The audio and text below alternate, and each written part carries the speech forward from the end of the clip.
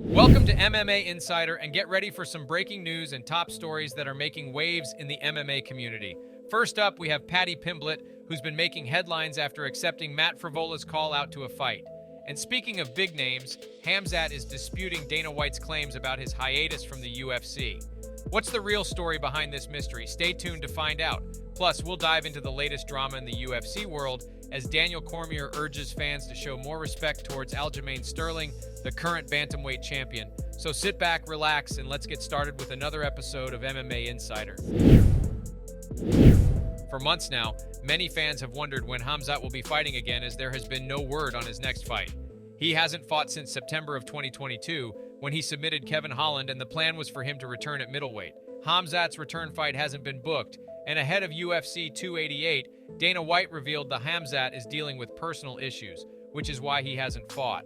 After Dana White's comments, Hamzat took to social media to respond to it and said he has no personal issues and has been waiting for a fight. He also revealed he has been training the entire time waiting to get another fight. This is what he tweeted.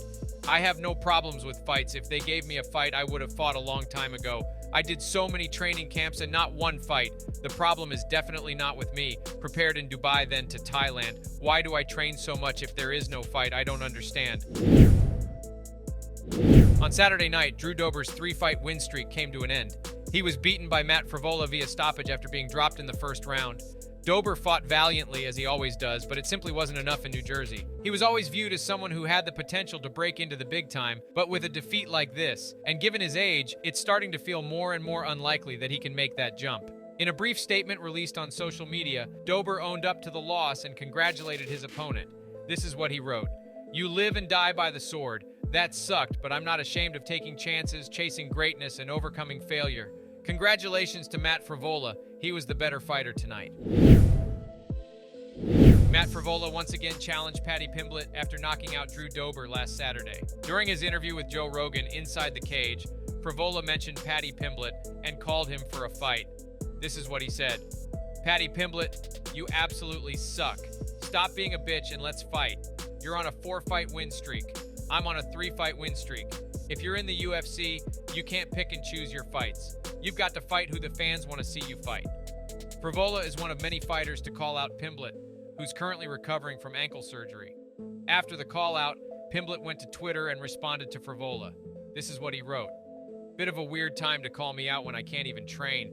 But yes, I'd fight Frevola when I'm back, probably the easiest route into the top 15. On Saturday night, Aljamain Sterling once again retained his UFC bantamweight championship with a split decision triumph over Henry Cejudo. However, while it was another big win to add to his resume, Aljo still has a lot of critics out there.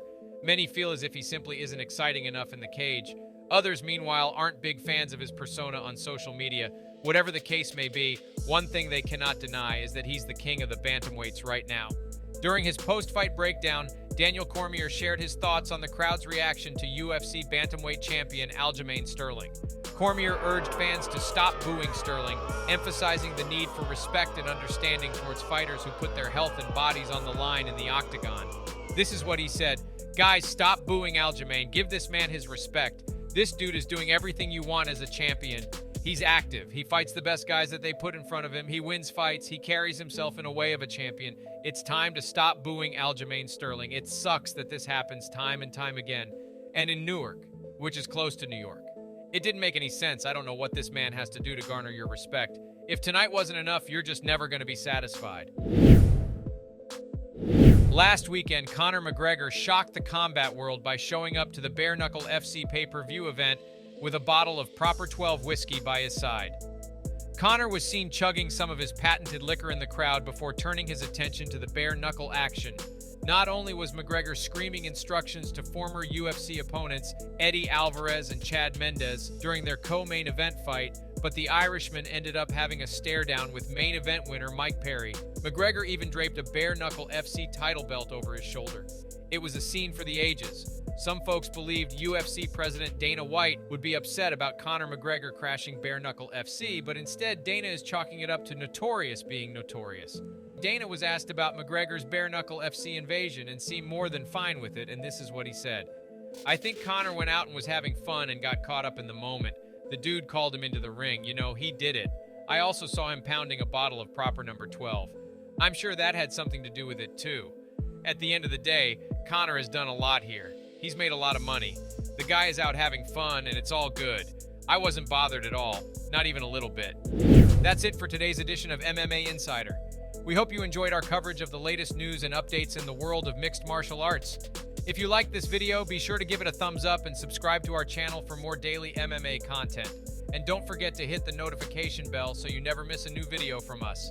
Thanks for watching, and we'll see you in the next one.